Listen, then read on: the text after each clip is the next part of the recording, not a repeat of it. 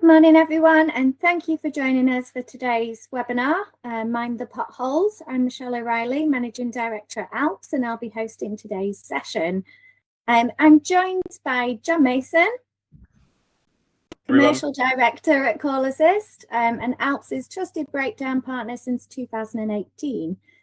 Call Assist use state-of-the-art technology to handle hundreds of thousands of breakdowns each year, delivering a market-leading level of customer satisfaction, and are which trusted trader. Jon brings invaluable frontline insight into the scale and reality of pothole-related incidents across the UK. I'm also joined by Nick Copley. Nick Copley is our Head of Claims at Alps Legal, our group law firm, who will take us through why potholes are becoming more severe and why council claims so often fail. I'm joined also by Will Crowcroft, BDM at Alps, who will talk through the insurance position, the gap in the market, and the pothole cover solution. Before we move into the detail, we thought that we would do a quick audience poll, because one of the most interesting aspects of this issue is the gap between the expectations versus the legal reality. So hopefully to your left of your screen, you'll see a poll section, and I'm just going to publish the poll. Okay. So the question is, what percentage of pothole claims against councils do you think actually succeed? So less than 25%, 25 to 50%, 50 to 75%, or more than 75%. I'll just give you a couple of minutes to respond.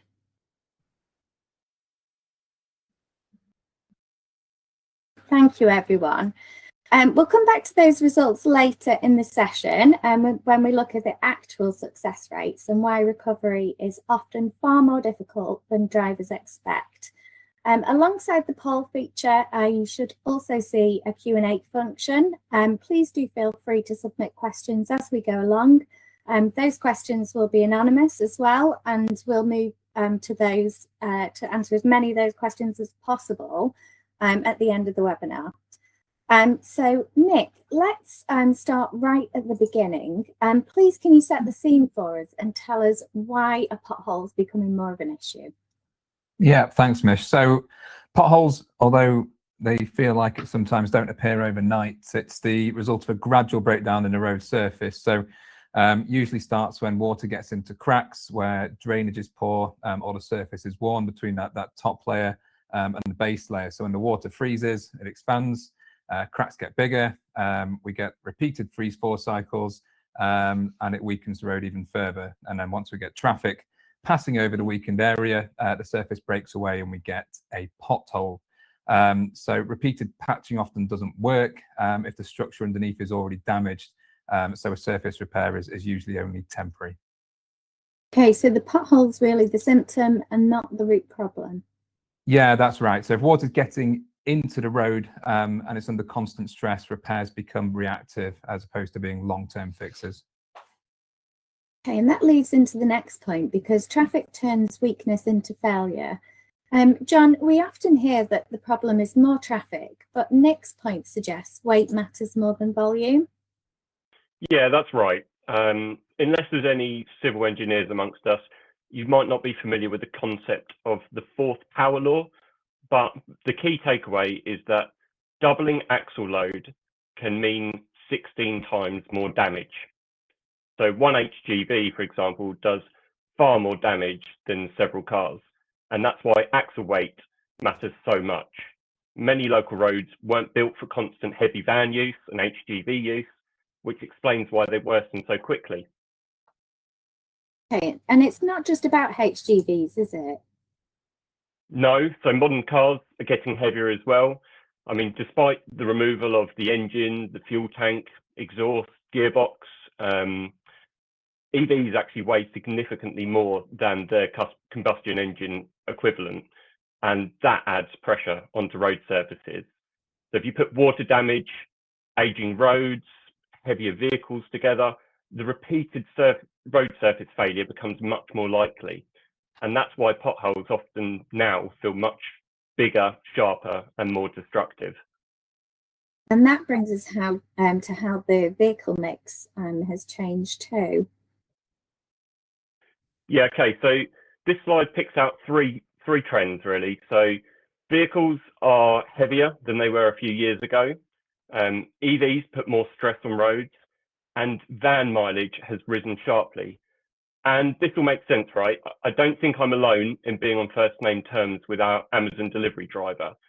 Since the pandemic, we're all much more accustomed to having a steady flow of groceries being delivered to our door in a packed out 3.5 ton van instead of the weekly trip to the shops in our 1.5 ton car. And from the last slide, we know that it's much more of a factor, that vehicle weight is much more of a factor than the number of journeys that we're taking. The bigger picture is simple. More weight, more miles, and more commercial use mean more cumulative wear. And the road network has not adapted at the same pace, which is why many drivers feel worsening conditions. So when drivers say the roads are getting worse, they're not imagining it? Not at all. There's a clear structural reason that this is becoming more common. Heavier vehicles, harsher weather, and a road maintenance backlog have created a permanent risk environment. Okay, and Nick, that brings us to what you've termed the perfect storm. Yeah, so we've got climate, traffic load, and then there's a maintenance gap. So more rainfall, more freeze-thaw damage weakens roads, heavier vehicles increases stress, and delayed resurfacing means defects build up faster and much faster than they're being repaired. So in many areas, roads are no longer cycling back to a good standard, they are just gradually deteriorating. Okay, and from a claims perspective, that means drivers are being exposed more often. Yeah, so what we're seeing is it's a shift from an occasional issue to a recurring consumer problem, which makes a straightforward recovery route even more important. Okay, and once you move from theory to actual roadside impact, the numbers are quite telling. Jon, what are you seeing from the driver impact side? So as you can see, the short answer is that the volume of tyre claims we're seeing, it's always been high, but recently it's been getting worse. So this slide highlights that roadside call-outs relating to tyre damage over the last 3 years is up 33% compared to the 10 years prior. And as I said, that trend is heading in the wrong direction. So in the first quarter of this year, we handled 39% more tyre call-outs than we did in the third quarter of last year. And you'll also see this slide shows the average repair cost following a pothole strike is now running at £500 per incident.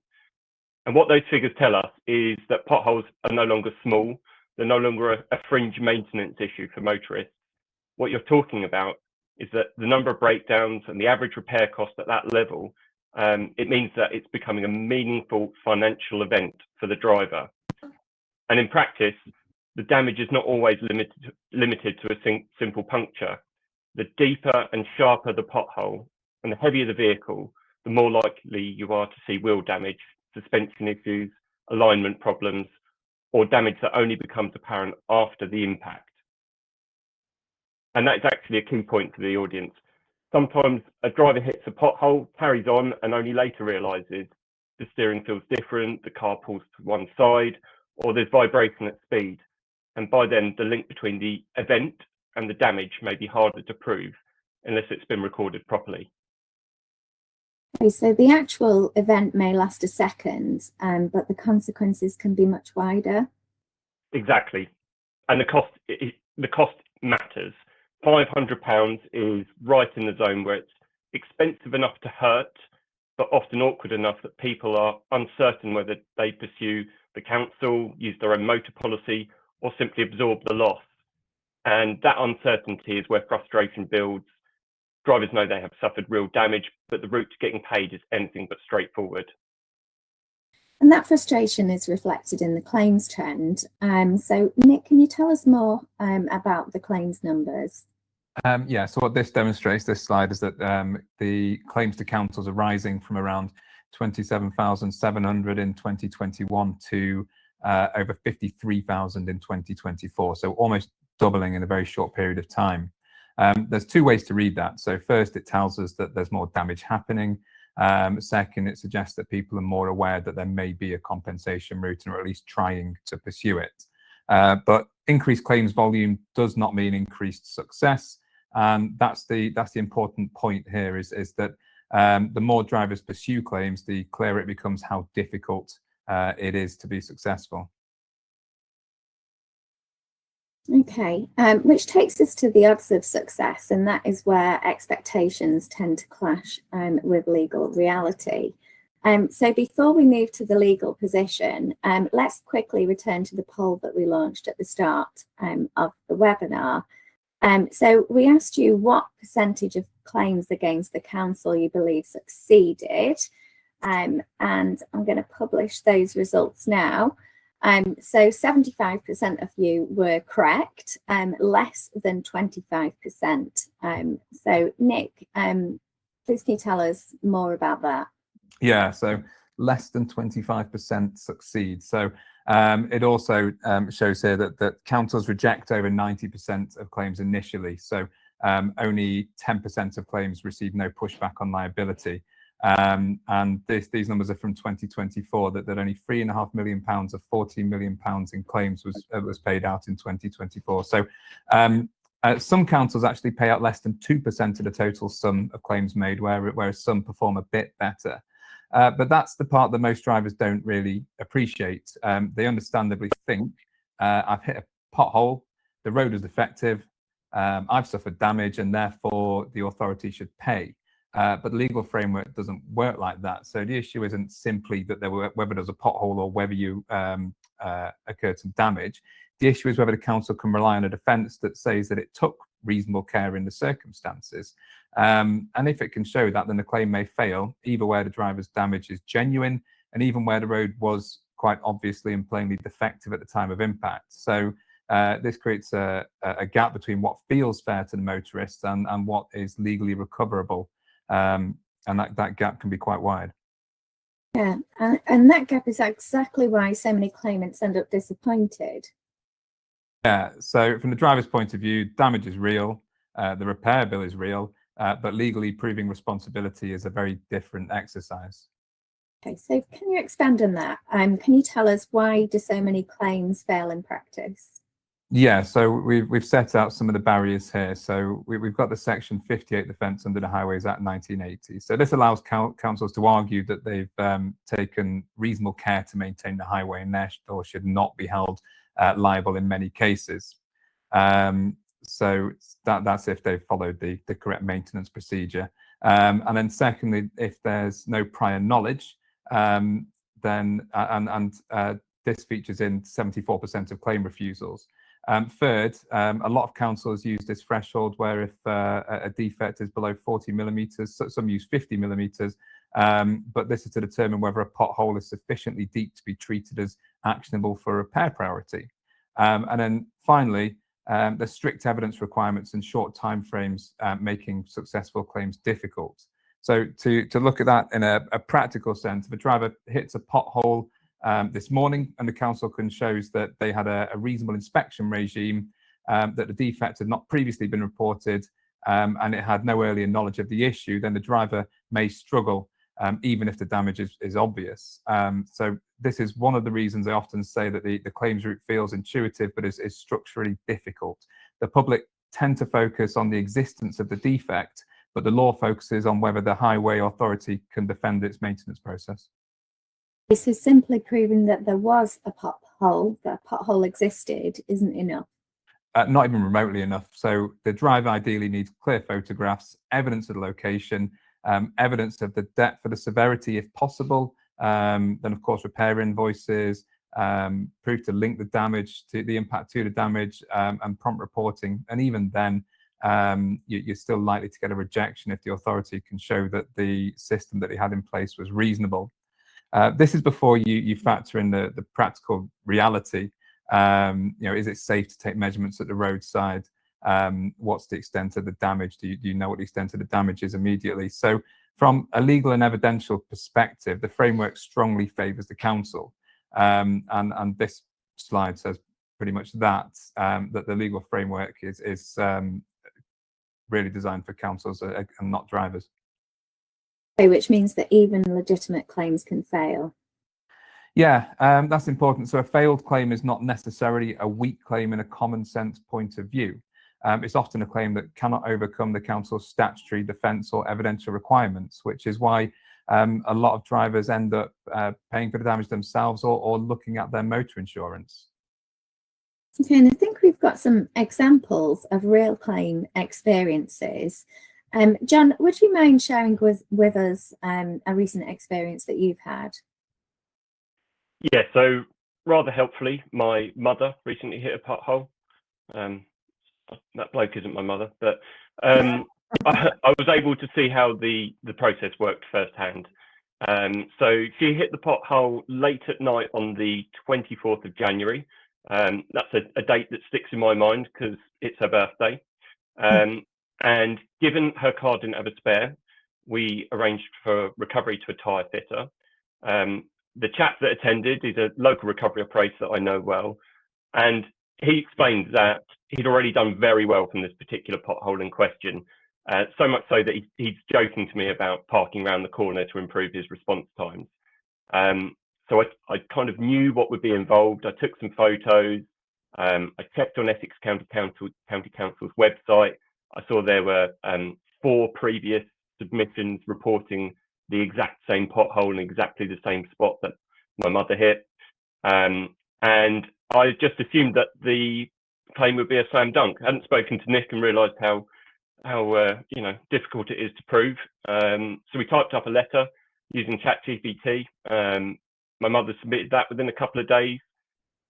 Didn't hear anything. 3 weeks later, she received an email from the council asking for photos that we'd already submitted, plus a copy of the MOT certificate, proof of insurance, and her B5C document. So got all that together, sent it over.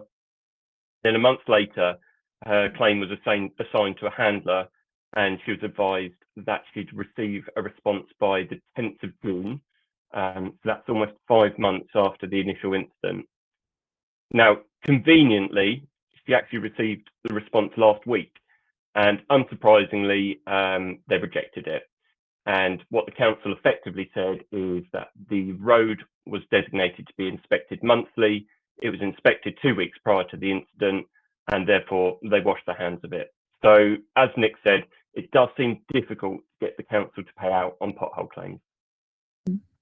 And Nick, we've dealt with pothole claims before in our legal team too, haven't we?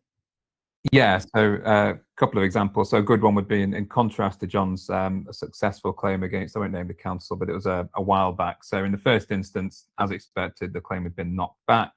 The council had stated that the road had been inspected in line with their risk assessment and that the defect was actionable, but had to be repaired within 28 days.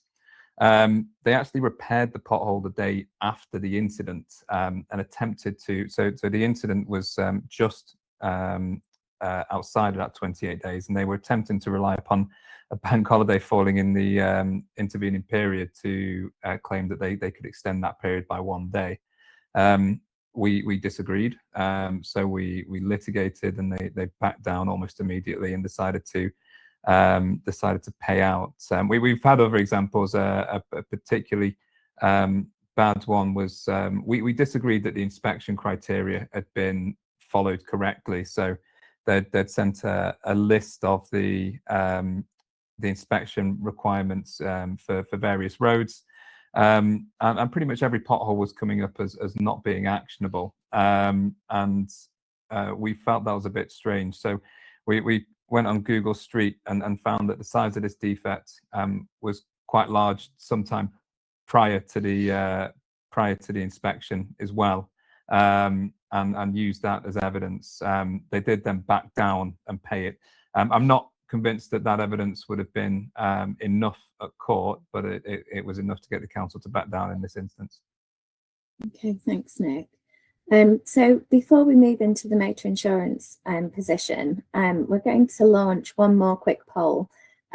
So here we go. So the question is, would concern over losing your no claims bonus stop you from making a motor insurance claim for pothole damage. So we'll give you a few moments to respond.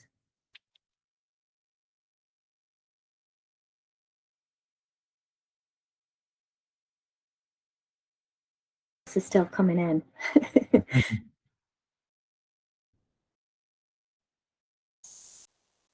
Okay, I'm going to publish that result now. So the results are kind of 50-50 between it would depend and yes. So you would be concerned about losing your no claims bonus, or it would depend on the cost of repairs. So I think that poll really does demonstrate the dilemma for many motorists. So drivers may have comp cover, but that doesn't necessarily mean they're comfortable with using it for pothole-related damage, particularly where there are excesses, future premiums being affected, and no claims bonus concerns coming into play. So with that in mind, I think that this is the right point to bring in Will to look at the insurance position in more detail. So, Will, from the outside, the assumption is often that if you're fully comp, the obvious answer is to claim from your own insurance policy and have the vehicle repaired. But in practice, it's rarely that quite straightforward, is it? No. And in some cases, that is exactly what happens. So the slide makes the point that comprehensively insured drivers can claim through their own policy, but that most insurers will process those claims relatively quickly. And of course, it does come with that benefit of immediate resolution. Now, that means the client isn't left waiting for the outcome of that lengthy counsel claim. But that is also where the economics of it really do start to matter. So the same slide points out the downside.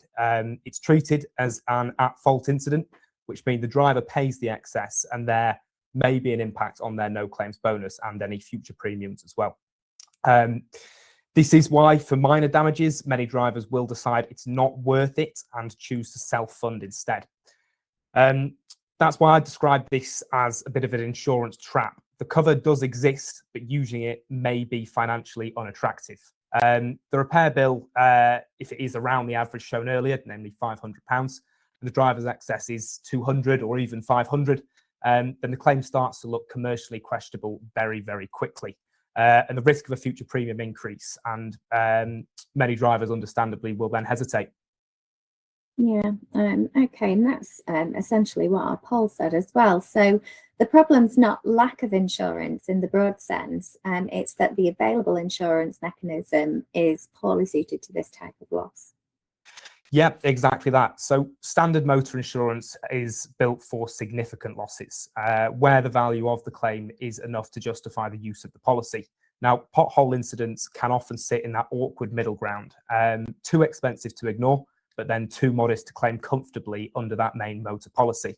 And that is exactly where our add-on products can be incredibly useful. Okay, so Will, can you talk us through the new pothole product and the gap it's designed to fill? Certainly. The starting point is that the pothole damage is frequent enough and costly enough to be a real issue for motorists. But the two obvious routes to recovery both have significant weaknesses. So as Nick went over, the council claims are difficult and slow. Motor insurance can solve the repair problem, but then may create separate costs through excesses and premium impacts. So the product that we've brought is designed to sit in that gap. It's an add-on policy covering the pothole damage exclusively, with no impact on the main car insurance or the client's no claims bonus. So it's suitable for both personal and business vehicles, with fast claims processing, and of course comes without that lengthy legal process. We have an annual cost of £40, a £50 excess per claim, and a £2,000 annual cover limit. It's not there to replace the motor insurance, but there to complement it by dealing with a category of losses people often don't want to be putting through their main policy. Yeah, so the value proposition is certainty and separation. Yeah, spot on. So separation from the main motor policy is a big part of the appeal. Drivers are understandably protective of their main policy record, especially where the loss is moderate. So the add-on policy gives them that route to reimbursement without the same concern about affecting affecting their main insurance position. It also simplifies the customer decision. So instead of having to weigh up whether to argue with the council or risk that motor insurance consequences, they have a more direct process for that known type of incident. Okay, and in terms of what is actually covered, where does the product focus?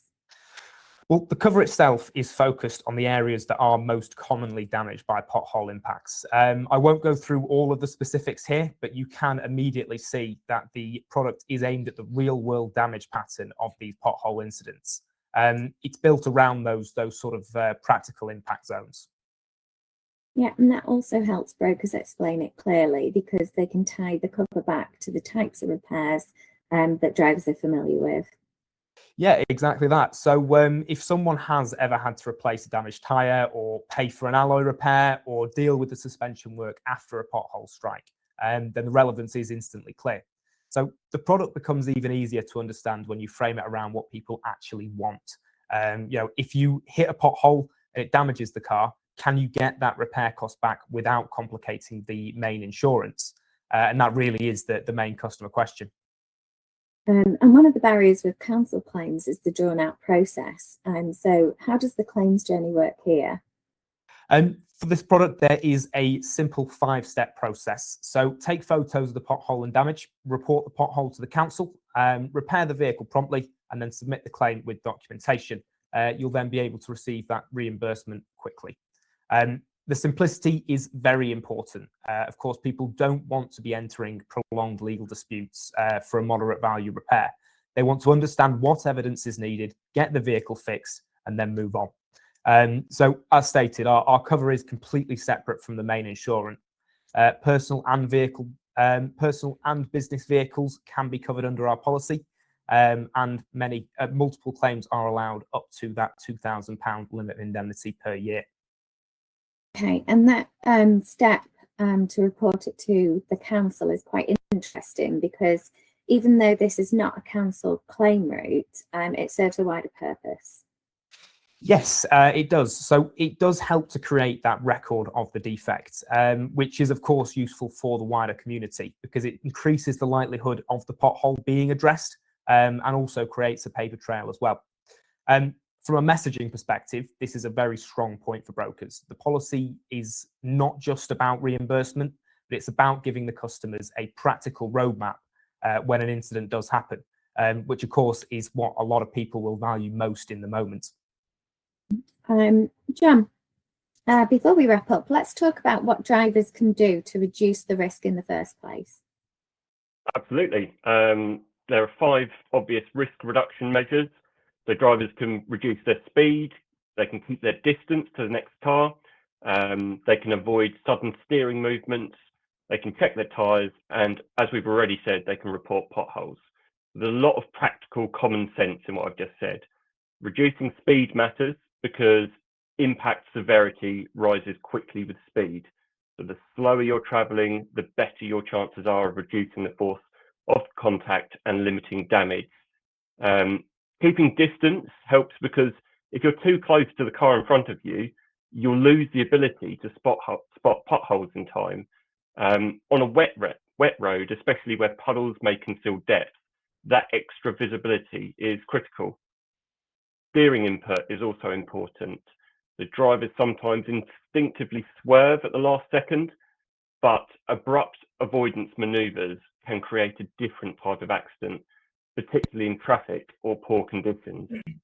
And checking tyres may sound like a chore and it's often overlooked, but actually properly inflated tyres are better able to cope with impacts than neglected ones.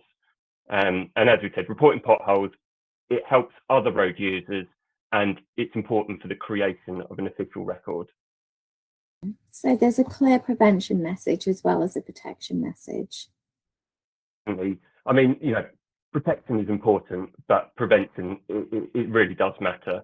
The better the driving habits and the quicker the reporting, the lower the overall risk to both the individual motorist and the wider driving public. Before we move to our Q&A, let's bring together some of the key takeaways. Nick, if you had to leave the audience with one final thought, what would it be? So my final point would be that pothole damage is no longer an isolated inconvenience. It's an increasingly predictable risk in the current road environment. So the legal route is often difficult. The standard motor insurance route may be economically unattractive. And this means that motorists really need to think more strategically about how they protect themselves. Jon? So from a driver perspective, the best advice is simple: assume the risk is real, drive accordingly, record incidents properly, and don't assume recovery will be straightforward unless you've got a dedicated solution in place. Well, yeah, for me, the key message is that this product is about removing that friction. It gives motorists a practical, standalone way to deal with a common problem without automatically to involve their main motor policy. okay, thank you. So I suppose the key takeaway from today is that pothole damage is no longer a rare inconvenience. It's becoming a more predictable cost of modern driving. So the challenge for insurers, brokers and motorists alike is deciding who ultimately carries that risk.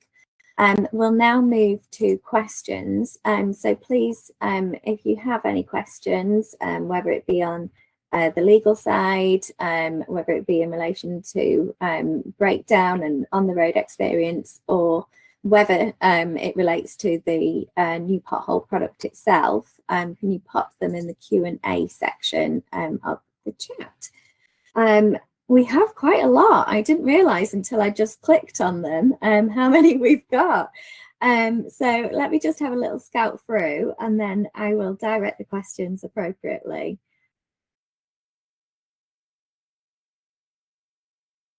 Okay, I think this is more of a statement. So we all know as well that the premium will not be effective for just 1 year. There will be an ongoing increase for year 2 and year 3. Sounds true. I'm not sure whether there's an answer that we can give to that question. So could a pothole claim not be treated by insurers the same as a windscreen claim? No bonus lost if a claim is made. Seeing as there is a limit to the amount you can claim and you have to pay the excess. I mean, they certainly could. I'm not sure whether there's any policies available in the market that do that at the moment. Let's see. This is one for you, Will. If a claim is made under the pothole policy, do the motor insurers need to be notified of the claim? Yeah, it's a good question. So we don't upload pothole claims to the CUE. So there isn't a need for customers to disclose that at renewals or for new business as well. Now, if the customer does notify their insurer of a pothole-related incident, then this is when the CUE would then be updated and the claim would then be disclosable. So it is one of our key selling points on this product. Okay, and there's another couple of questions here about the product as well, Will. One is the premium including IPT or excluding? And the other question regarding cost is the £40 maximum cost we can charge? So that £40 is going to be the maximum cost, and that includes commissions and IPT, yes. Okay. And how much information would the client be expected to provide when making a pothole claim on the policy, on the pothole policy? So the client will be asked for pictures of the pothole and the damage. Now they will only be asked if that is possible and safe to do so, because there is, as mentioned within the webinar, there's going to be times where you're on a motorway or a dual carriageway and you simply can't just pull over and start taking photos. So they will be asked, and if they are able to provide that, then brilliant. The other major thing that they will need to have is a claim reference, a pothole reference number from the council. So when they do report the pothole to the council, they'll be given that reference number, which will be required on the at the point of claim. It doesn't mean they have to have tried to claim via the council. It just simply means that they need to have reported it to the council. The last one that they will need is going to be the invoice of the repairs as well. So the policy that we have works on a reimbursement basis, meaning that the client will be able to choose their own garage to get those repairs done and submit the invoice for reimbursement. Okay, thank you. If a claim is made where the damage is on one side of the car, but to comply with manufacturers, both tyres need to be replaced on the same axle, will you pay for both? That might be a question we need to refer, unless you know the answer to that, Will. It might be worth referring, but I am quite confident the answer is yes. But I think it's best that we probably refer that one and double check. Okay. We can come back to you to clarify the answer to that question. Okay, some more questions. If someone takes out a pothole policy and has 1 or 2 claims, it could cause problems when looking for a quote at next renewal date if it has to be declared as a motoring claim, even though it wasn't made on the main policy. So in terms of that, we aren't able to advise on what core insurers may want to be disclosed. But as mentioned, the way that we work in terms of disclosing these claims is that we don't list them on the claims underwriting exchange until it has then been brought to the core insurers that there has been a claim under the pothole policy. And at that point, it would then be disclosable, and we would be updating the CUE. Okay. And is there an option to have a higher cover limit, I suppose, than the £2,000? Not currently. So at the moment, we just have the one product to keep things nice and simple that's applicable for vehicles under 3.5 tons, personal and business. And it does have that £50 excess and £2,000 cover limit at the moment. We are potentially looking into getting a fleet version and expanding our coverages, but currently we just have that one product to go up to the £2,000 limit of indemnity. Great, because there's loads of questions here on fleets. There's questions, can you insure more than one vehicle on a policy? Well, at the moment, no. So we just have the one policy per vehicle. However, keep with us, because we should be we're looking into getting a fleet version of the product launched shortly. Okay.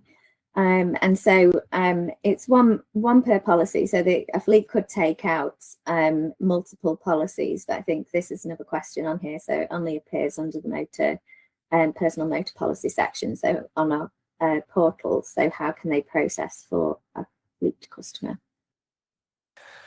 So at the moment, the way that you would have to go about that on our portal would be to go onto either new quotes or via the different screens to go via motor and then motor and then pothole cover. But you would then have to do them individually to put in the vehicle's details, the customer's correspondence details, and then place. If you have, say, 10 vehicles, you would then need the 10 different policies as the policies set out now.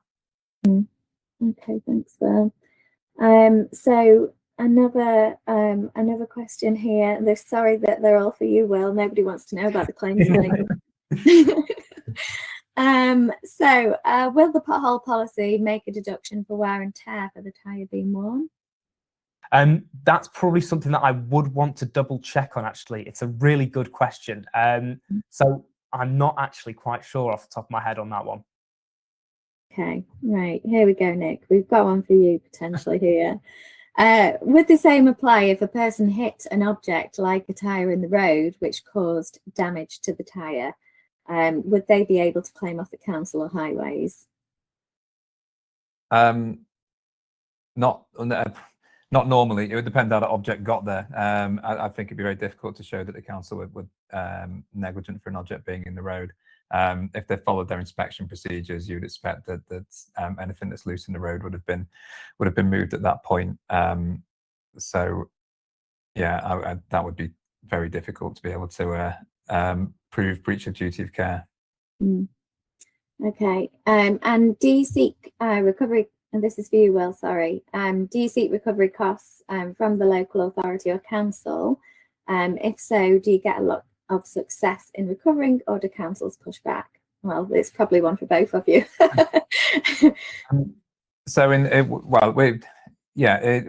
dealt with pothole claims, and I would say most of the time councils will push back. In terms of success, if the council have not followed their own inspection criteria, then you're likely to be successful. It's as straightforward as that. Like I highlighted in the examples we gave, we have managed to, on one occasion, get the council to back down when they had even inspected and noted the defects when they'd claimed it wasn't actionable. And we suggested that, in actual fact, it fell within their actionable criteria. So, yeah, in this particular product, I mean, it's geared around providing information, reporting to councils, so there is an element of recovery built in there. But I would expect that the councils will be pushing back on most claims. I think you said in the previous slide, 90% of claims are rejected by councils. Yeah, so some councils perform much better than others in this area. So I believe I was reading that Oxford Council, for example, will pay out straight away on around 20%, but there were other councils where the rejection rates were as high as 97%. So it does vary from council to council, but yeah, 90% across the board is about right. In terms of our pothole policy as well, so the claims team will attempt to recover costs from the local councils, and that's one of the ways that we're able to offer the policy at such an affordable price, in that's then able to of course help out to pass those costs along to the clients. To the council, where they can make a recovery. So there are subrogation rights there. Okay, lots of questions about commission levels, and so this is one for you as well, Will. So what is the commission on a £40 policy? And let me just combine that with another question that I've just seen. So if £40 net to us, which is not £40 net, it's £40 maximum retail price, including IPT, then the FCA will probably not allow us to earn more than £8. If the claims process for an excess reclaim is anything to go by, there's just enough earnings there for the broker to be compensated for the admin work involved. I will chip in on that a little bit, that last section, before I move to you to tell us more about the pricing, Will.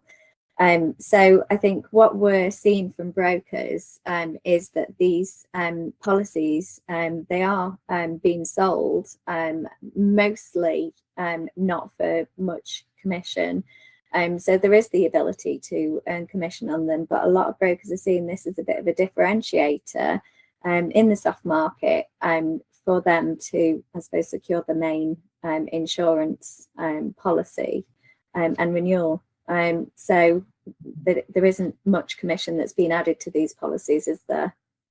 That's exactly right. So we sell the product at the moment at, I believe, £22 with a maximum retail of £40. So there's that area between for the commissions and the IPT.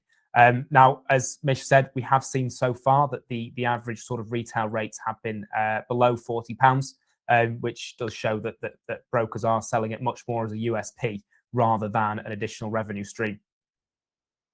Okay, and maybe one for you, Nick. Would you consider an after the event policy for an increased cost? No,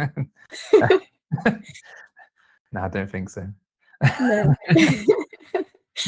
No is probably the answer. So you need to have a before the event policy to cover you for the pothole damage. There's not that much market for after the event anymore in motor, is there, Nick? Yeah, I think the problem here is there's the cost of the work would exceed the cost of the policy on the after event. These are likely to be small claims, and so on the legal side of it, it's cost negative. But yeah, and yeah, I think the answer is no. The answer is no. Like John's mum, maybe we'll have a look at that for you, because I think the question seems to be, or the answer seems to be, that perhaps the initial rejection rate from councils is 10%, but sorry, 90%, 10% aren't rejected on average. But if you pursue the claim and you litigate on the claim, then a further percentage of claims, 15% of claims, are eventually paid. Yeah. That's right. I mean, it's not that's not necessarily even going as far as litigation. It might just be once it's been investigated properly, the council realise the error of their ways and back down. But yeah. Send you the details, Nick. Yeah. We'll have a look at it for your mum. Okay, I think that probably covers everything, unless we have any more questions. The main kind of concern here about the policy is the disclosure of the incident at renewal stage. I think that's the issue. So I think, Will, any kind of parting words on that bit? Yeah, so in terms of that one, it's probably not something that I'd want to go into too much detail on the webinar. But if there is anything else, then I would say please do reach out to myself or the support team, and I'd be more than happy to get some more information ready to go on that, and we'd be more than happy to have a bit of a further chat. Yeah. Okay. Fantastic. But the closing point is that it's not, the claims aren't required to be registered on Q, but obviously if there is a disclosure requirement that there has been an accident, an incident or a claim, then those obligations are separate to that insurer. Okay. There's a few questions in there about whether or not the webinar is going to be shared, like a recording of it. I don't know what the arrangements are for that.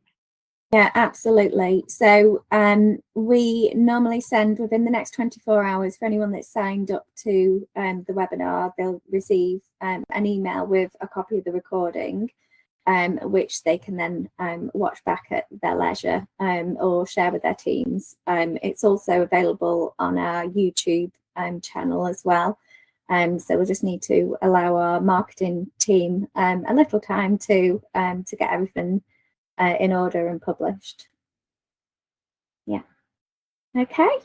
Great. Well, thank you very much. A special thank you as well to Jon for joining us today. Yeah, much appreciated. Thank you very much.